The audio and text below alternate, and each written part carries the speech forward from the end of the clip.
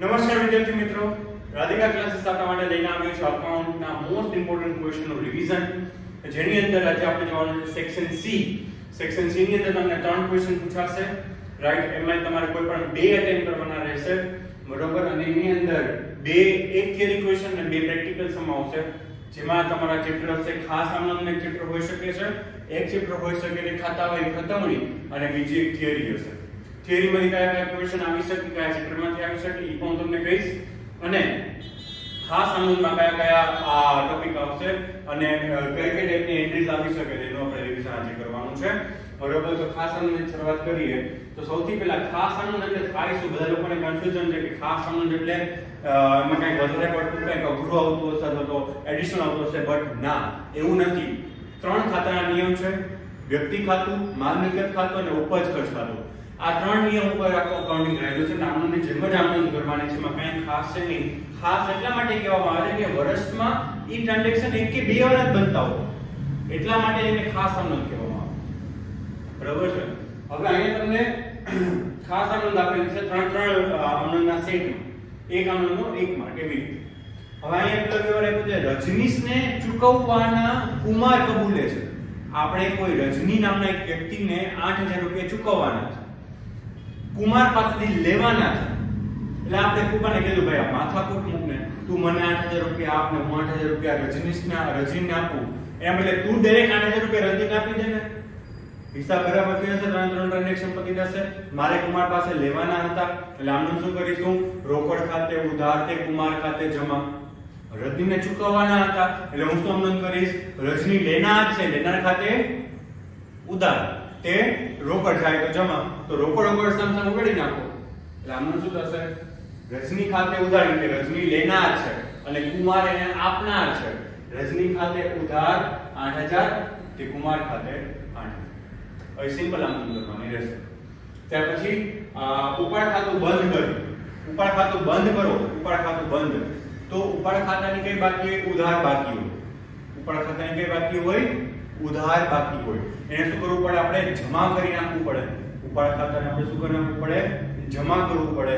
તો ઉપાડ ખાતાને જમા કર્યું છે 24000 રૂપિયા. તો ઉધાર શું કરવાનું? તો કે મૂડી ખાતું. કેમ કે ઉપાડ તમે ધંધામાંથી કરો તમારી મૂડી શું થાય? ઘટી જાય. મૂડી શું થાય? ઘટી જાય. મૂડી જમામાંથી શું થશે? ઉધાર થશે. મૂડી ખાતે ઉધાર 24000, તે ઉપાડ ખાતે 24000. ત્રીજી આમનોંધ છે આખર માલના સ્ટોકની હવાલા નોંધ. હવાલા નોંધ તમને ચેપ્ટર નંબર 5 ધંધાકીય પેઢીના વાર્ષિક હિસાબોમાં આવે છે હવાલા નોંધ, જેની અંદર આખર માલના સ્ટોક હંમેશા કઈ બાકી હોય? ઉધાર બાકી હોય. આખર માલના સ્ટોકની કઈ બાકી હોય? ઉધાર બાકી. એટલે આખર માલના સ્ટોક ખાતે ઉધાર, તે વેપાર ખાતે જમા 36500. પછી છેલ્લે કુલ સરવાળો, એટલે આમનોંધની અંદર કુલ સરવાળો કરવો જરૂરી છે. અહીંયા આવશે 8000 24000 36500, 68500 નો કુલ સરવાળો આવશે. ત્યાર પછી સેકન્ડ ક્વેશ્ચન છે જીનલ ના ચોપડે ખાસ આમનોંધ. ખાસ આમનોંધ આપના ઉપર હેડિંગ આપવું પડે, ઉપર જે તે વ્યક્તિનું નામ આપ્યું છે, વ્યક્તિનું નામ અને ખાસ આમનોંધ છે. જીનલ ના ચોપડે ખાસ આમનોંધ. પછી પેન્સિલ અને સ્કેલ નો ઉપયોગ કરી અને વ્યવસ્થિત ફોર્મેટ ડ્રો કરવાનું. પછી ક્રમ, વિગત, થાપા, ઉધાર, જમા હેડિંગ આપીને પછી આમનોંધ લખવાનું ચાલુ કરવાનું, બરોબર છે? ચૂકવવાના બાકી પગારની હવાલા નોંધ કરવાની છે. ચૂકવવાના બાકી પગાર. ચૂકવવાનો બાકી પગાર આપણા માટે શું થાય? દેવું થાય. આપણો આ વર્ષનો ખર્ચો છે પણ હજી ચૂકવ્યો નથી, એટલે આપણા માટે ખર્ચ તો છે, એ તો કન્ફર્મ જ છે. આજે નહીં તો કાલે ચૂકવવા તો પડશે જ. આપણા માટે ખર્ચો છે એટલે ખર્ચ ખાતે શું થાય? ઉધાર. ઉપજ ખર્ચ ખાતાનો નિયમ. ઉપજ ખર્ચ ખાતાનો નિયમ. હેલો, ઉપજ ખર્ચ ખાતાનો નિયમ. ખર્ચ કે નુકસાન ખાતે ઉધાર, ઉપજ અને આવક ખાતે જમા, બરોબર છે? તો અહીંયા પગાર આપણો ખર્ચો છે, પગાર ખાતે ઉધાર થશે. તે ચૂકવવાના બાકી પગાર. ચૂકવવાના બાકી પગાર આપણા માટે શું છે? દેવું. દેવાની કઈ બાકી હોય? જમા બાકી હોય. એટલે ચૂકવવાના બાકી પગાર આપણા માટે શું થશે? દેવું થશે, જમા થશે. સ્ટેશનરી સ્ટોકની હવાલા નોંધ કરવાની છે. Stationery stock.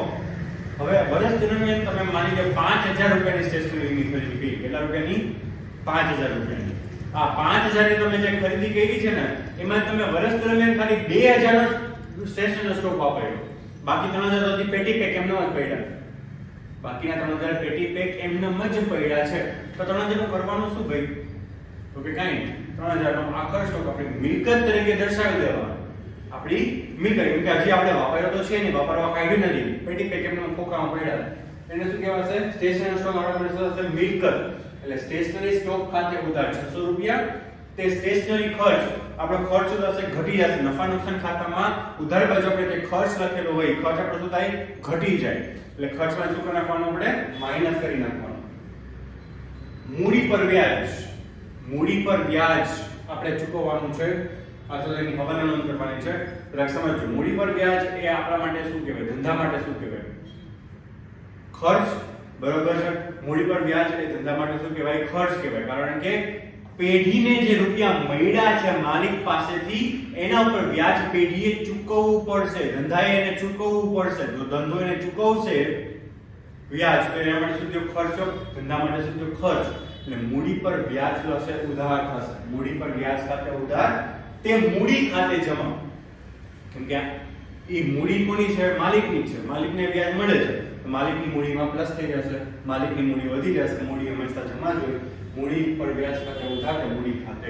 તો આવી રીતે તમારે ત્રણ આમના સેટમાં ખાસ નોંધ તમને પૂછાઈ શકે છે સેક્શન સી ની અંદર. જો તમને ખાસ નોંધ આવડતી હોય તો પહેલા ઈ અટેમ્પ કરવી જોઈએ. પછી જો ખાતાની ખતવણી આવડતી હોય તો ઈ અટેમ્પ કરવી જોઈએ. તો પછી તમે થિયરી ઓપ્શનમાં કાઢી શકો છો. પણ થિયરી ઓપ્શનમાં ક્યારે જ કાઢવાની? જ્યારે તમે શ્યોર છો કે આ બે ચેપ્ટરમાંથી ગમે તેની પૂછાશે મને આવડી જ જશે તો. બરોબર? બાકી થિયરી એક કરીને જ જવી જોઈએ. ઇમ્પોર્ટન્ટ થિયરી હું તમને કહીશ, એ થિયરી તમારે કરી જ લેવાની. બાય ચાન્સ કદાચ સમ ન આવડે તો ખોટો પડવાના ચાન્સીસ છે. તમારે થિયરી અટેમ્પ કરવા માટે થાય. ઇમ્પોર્ટન્ટ થિયરી હું તમને કહીશ, એ કરી લેજો. તમારી એક્ઝામમાં ડેફિનેટલી એ થિયરી આવશે. ચલો હવે છે એના પછી શ્રી કિન્નરના ચોપડે ખાસ આમનો તપન પાસેથી મળેલ તરલ ખાતે જમા કરેલ છે જેની ભૂલ સુધારણામાં ખાસ ભૂલ સુધારણા પણ આવી શકે. કેમ કે ભૂલ સુધારવાની વર્ષમાં એકાદ બે વાર જ હોય. બરોબર છે. હવે તરલને આપણે તપન પાસેથી મળ્યા હતા. તપન પાસેથી રૂપિયા મળે તો આમ શું કરીએ આપણે? તપન પાસેથી રૂપિયા મળે તો હવે આમ કરીએ ને રોકડ ખાતે ઉધાર.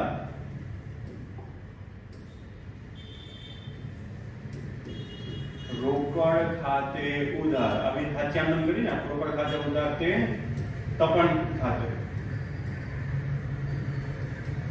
એની બદલે આપણે આમ કરતા કે રોકડ ખાતે ઉધાર તે તરલ ખાતે. આ ખોટી આમનમ છે, આ સાચી આમનમ છે. કારણ તરલ ખાતે ભૂલથી જમા થઈ ગયું છે ના હાલે. એને શું કરી નાખવું પડે? આપણે ઉધાર કરી નાખવું પડે.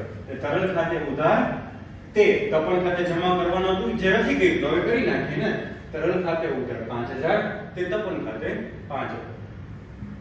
ત્યાર પછી ખરીદ ખાતું બંધ કરવાનું. ખરીદ ખાતાને હંમેશા કઈ બાકી હોય? ઉધાર. ખરીદ ખાતે હંમેશા આપણે શું કરીએ? ઉધાર કરીએ. જો કોઈ પણ રીતે ધંધામાંથી માલ જાય તો આપણે જમા કરીએ, પણ આમાં આપણે શું કરવું પડશે? ઉધાર કરવું પડશે, રાઈટ? તો વેપાર ખાતે ઉધાર. ખરીદીની હંમેશા કઈ બાકી હોય? ઉધાર બાકી હોય. એનું ખાતું બંધ કરવાનું. ઉધારમાંથી એને શું કરી નાખવું પડે? આપણે જમા કરવું પડે. વેપાર ખાતાને કઈ બાજુ લઈ જશો આપણે? ખરીદીને ઉધાર બાજુ. તો વેપાર ખાતે ઉધાર 96000 તે ખરીદ ખાતે 96000. પછી જે વીમા પ્રીમિયમને આપણે અગાઉથી ચૂકવેલા છે. વીમા પ્રીમિયમના આપણે અગાઉથી ચૂકવેલા છે. અગાઉથી ચૂકવેલો વીમા પ્રીમિયમ આપણો આ વર્ષનો ખર્ચો નથી, આવતા વર્ષનો ખર્ચો આપણે આ વર્ષે ચૂકવી દીધો. એવું બનતું હોય. આ બંને નોટબંધીમાં બહુ બન્યું છે. જ્યારે સરકારે નોટબંધી કરી હતી તે બધા લોકોએ શું કર્યું છે? 500,000 વાળી નોટનું લાઇટ બિલ ભરી દીધું 40-50,000 રૂપિયા એડવાન્સમાં. બરોબર છે. પછી હાઉસ ટેક્સ ભરી દીધા માણસોએ, બધું એડવાન્સમાં ભરી દીધું. જેથી કરીને ગવર્મેન્ટને પણ પોતાની ઇન્કમની શ્રેણી થઈ ગઈ અને આ લોકોની 500,000 વાળી નોટ વહી ગઈ. જે જૂની નોટો બંધ કરી હતી, નોટબંધી થઈ હતી ત્યારે બધા લોકોએ હવે તે એડવાન્સમાં પેમેન્ટ કર્યા પોતાના ખર્ચાને. તો અગાઉથી જે ખર્ચા ચૂકવો છે તમારો આ વર્ષનો ખર્ચો નથી. કયા વર્ષનો ખર્ચો છે? આવતા વર્ષનો ખર્ચો છે. તો આ વર્ષના ખર્ચામાં તેને શું કરી નાખવું પડે? માઈનસ. નકર નફો કેવો આવે? ખોટો આવે. એટલે અગાઉથી ચૂકવેલ વીમા ખાતે ઉધાર આપણે જ્યાં સુધી આપણે ચૂકવવાનો થતો નથી ત્યાં સુધી આપણા માટે શું છે? એ મિલકત છે. એટલે અગાઉથી ચૂકવેલ વીમા ખાતે ઉધાર તે વીમા પ્રીમિયમ ખાતે. વીમા પ્રીમિયમ આપણો ખર્ચો છે જે આપણે ઘટાડી નાખ્યો. કારણ કે એ આપણો આ વર્ષનો ખર્ચો નથી, આવતા વર્ષનો ખર્ચો છે. એટલા ત્યાર પછી વિરાજના ચોપડે આમનું છે તો કે વિરાજને આપણે પગાર ખાતું બંધ કરીને નફા નુકસાન ખાતું લઈ જવાનું છે વિરાજના ચોપડે. પગાર હંમેશા કઈ બાકી હોય? પગાર પર ખર્ચ છે, ખર્ચની હંમેશા કઈ બાકી હોય? ઉધાર. ઉપજ ખર્ચ કરતા નિયમ બોલશો તમે, ખર્ચ કે નુકસાન ખાતે હંમેશા શું હોય છે? ઉધાર. ખર્ચ કે નુકસાન ખાતે હંમેશા શું હોય છે? ઉધાર. ખરીદી તમારો ખર્ચો કહેવાય, પગાર તમારો ખર્ચો કહેવાય. ખરીદી ખાતે ઉધાર હતું એને આપણે જમા કર્યું હતું, પગાર ખાતે પણ અહીંયા ઉધાર જ છે એટલે શું કરવું પડશે? જમા કરવું પડશે. અને નફા નુકસાન ખાતે આપણે શું કરવું પડશે? ઉધાર. નફા નુકસાન ખાતામાં ઉધાર બાજુ બધા ખર્ચા, જમા બાજુ બધી આવકો આવે. નફા નુકસાન ખાતે ઉધાર કરીને બધા ખર્ચા લખાય તે પગાર ખાતે 45,000 રૂપિયા. પછી ઘસારાનું ચેપ્ટર જો તમે કર્યું હોય તો ઘસારો, ફર્નિચર પર ઘસારો કરવાનો છે 9,000 રૂપિયા. ઘસારો એ આપણા માટે શું છે? બિન રોકડ ખર્ચ છે. ખાલી ખર્ચ ન બોલતા, કેવો ખર્ચ છે? બિન રોકડ ખર્ચ છે.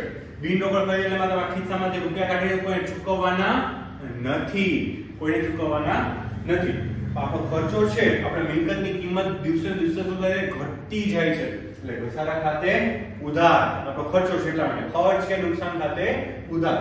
તે ફર્નિચરની કિંમત ઘટી ગઈ તો ફર્નિચરને શું કરવું પડશે? જમા. ફર્નિચર ખરીદી કરી રહ્યા, ફર્નિચર ખાતે શું કર્યું હોય? ઉધાર કર્યું હોય. આપણે મિલકત છે, હવે એની કિંમત દિવસે દિવસે ઘટતી જાય તો ધીમે ધીમે એ આપણે શું કરતા જશું? જમા કરતા જશું. એટલે ઘસારા ખાતે ઉધાર તે ફર્નિચર ખાતે. હવે મકાનની દલાલી, ભૂલથી દલાલી ખાતે ઉધારી છે જેની ભૂલ નોંધ કરો. મકાનની દલાલી આપણે ચૂકવી દીધી, મકાનની ખરીદી કરી હશે એમાં કઈ દલાલી ચૂકવવાની થઈ ચૂકવી દીધી, બરોબર છે. હવે માની લ્યો કે મકાનની દલાલીને તમે અત્યારે ચૂકવો છો, એ દલાલી ખર્ચ ખાતે ઉધાર કરો તો કેટલું વ્યાજ બીજું? જરા પણ નહીં, બરોબર છે. તમે દલાલી ચૂકવો છો તો તમારે નામ નોંધ કઈ નવી થવી જોઈએ. મકાન ખરીદી વખત તમે જે દલાલી ચૂકવો છો એની આમનું નામ થવી જોઈએ. મકાન ખાતે ઉધાર, મકાન ખાતે ઉધાર. કેમ કે મિલકત ખરીદી કરતી વખતે જે કંઈ ખર્ચા ચૂકવવામાં આવે છે એ મિલકતની કિંમતમાં ઉમેરાઈ જાય. ફરીથી બોલું છું, મિલકતની ખરીદી કરતી વખતે જે કંઈ ખર્ચાઓ કરવામાં આવે એ મિલકતની કિંમતમાં શું થાય? હેલો, ઉમેરાઈ જાય. મિલકતની કિંમતમાં શું થાય? ઉમેરાઈ જાય. તો મિલકતની કિંમત જે છે એમાં પ્લસ કરવું હોય તો મકાન ખાતે મિલકત છે તે મિલકત ખાતે શું કરવું પડે? ઉધાર કરવું પડે 8,000 રૂપિયા. તે રોકડ અથવા બેંક ખાતે તમે જેટલા રૂપિયા ચૂકવ્યા હોય ઈ આવે 8,000. પણ તમે મકાનની બદલે શું ઉધાર કરી નાખ્યું છે? આ મકાનની બદલે તમે ઉધાર કરી નાખ્યું છે દલાલી, જે ખોટું છે, ખોટી રીતે ઉધાર થઈ ગયું છે. એને શું કરી નાખવું પડશે? ઉધાર થઈ ગયું છે, ભૂલથી ઉધાર થઈ ગયું છે, ભૂલથી ઉધાર થઈ ગયું છે ને શું કરી નાખવું પડશે? આપણે જમા કરી નાખવું પડશે. એ દલાલી ખાતે જાણે જમા કર્યું છે. અને ખરેખર શું ઉધાર કરવાનું હતું? હેલો, ખરેખર શું ઉધાર કરવાનું હતું? મકાન. તો મકાન ખાતે આપણે શું કર્યું? ઉધાર. મકાન ખાતે ઉધાર 8,000, તે દલાલી ખાતે 8,000. તો એ તમને ભૂલ જણાવવાનું પણ ખાસ આમંત્રણમાં આવી શકે છે, રાઈટ? પછી અતુલના ચોપડે ખાસ આમંત્રણ. હવે પગારના અજય નામનો એક વ્યક્તિ હતો જેને આપણે પગાર ચૂકવવાનો હતો 18,000 રૂપિયા, એને ચૂકવી દીધો. આમંત્રણ ખોટી કરી નાખી. આમંત્રણમાં એમ લખ્યું કે અજય ખાતે ઉધાર. અજય લેનાર છે ને ભાઈ, આપણે પગાર ચૂકવ્યો, અજય લેનાર છે, નિયમ પ્રમાણે અજય શું આવશે? ઉધાર ખાવું જોઈએ. અજય ખાતે ઉધાર કે રોકડ ખાતે. પણ આપણે એને કોઈ ચૂકવવાના હતા એટલે ચૂકવતા નથી રૂપિયા. આપણે એનો પગાર હતો, આપણી જવાબદારી છે, આપણો ખર્ચ છે એટલે પગાર ખાતે ઉધાર કરવાનું થાય ભાઈ. તો પગાર ખાતે ઉધાર તે રોકડ ખાતે એની નોંધ થવી જોઈએ. શું નોંધ થવી જોઈએ? પગાર ખાતે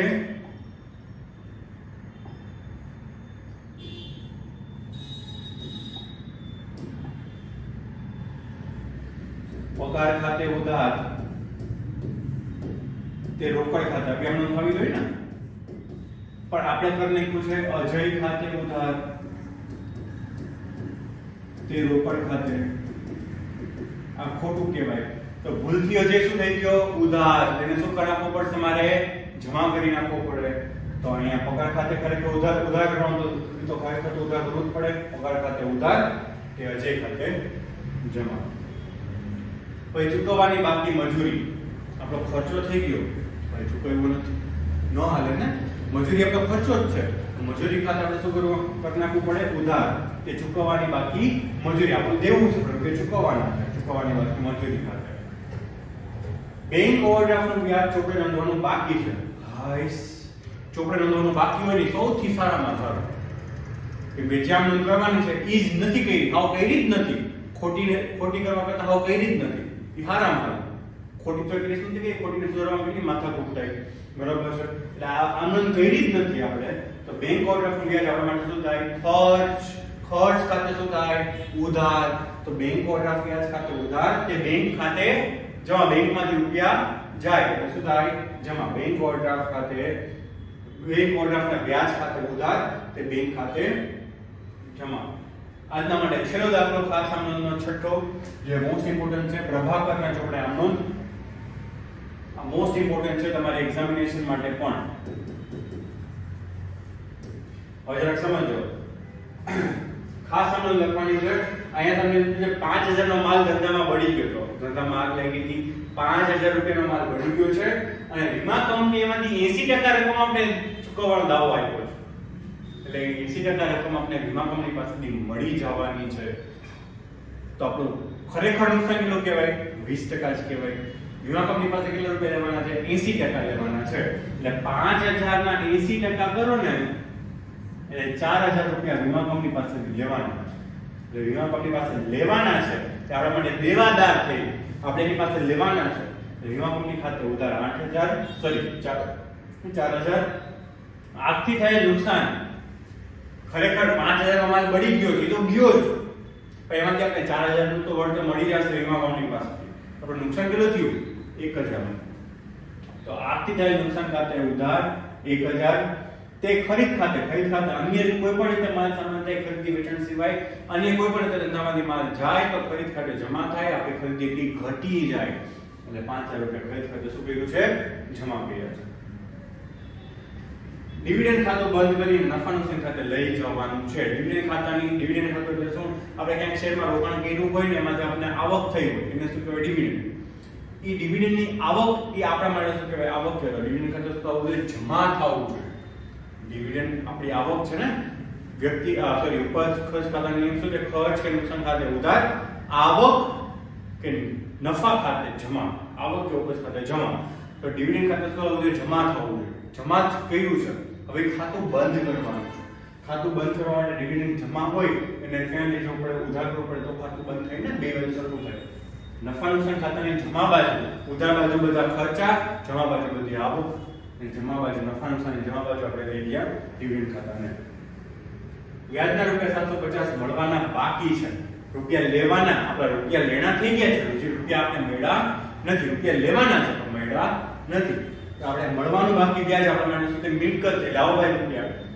આપણા માટે દેવાદાર જે વ્યક્તિ પાસે લેવાના છે મળવાનું બાકી વ્યાજ આપણા માટે શું થઈ એક પ્રકારની મિલકત તે વ્યાજ આપણા માટે આવક છે આ વર્ષની જ આવક છે આ વર્ષે જ નોંધવાની છે બરાબર તો વ્યાજ ખાતે આપણે શું કરવું પડે જમા તો અહીંયા તમારા 6 દાખલાઓ કે જે તમારા ખાસ સંબંધના ટેક્સમાંથી તમને પૂછાઈ શકે એવા છે એ બધા મેં અહીંયા તમને સમજાવ્યા છે રિવાઇઝ કરાવ્યા છે બરાબર છે આ એકવાર ખાસ તમારે કરી લેવું જોઈએ તમારા એકાઉન્ટની એક્ઝામિનેશન માટે આ ખાસ આમનું ઇમ્પોર્ટન્ટ છે બરાબર તો આજે આપણે અહીંથી રાખીએ છીએ સેક્શન સી હજુ બાકી છે એમાં ખાલી એક જ ચેપ્ટર રિવિઝન કર્યું છે એટલે ખાસ આમનું બાકીના ચેપ્ટર છે જે આપણે નેક્સ્ટ વિડીયોમાં સોલ્વ કરવાના છે થેન્ક યુ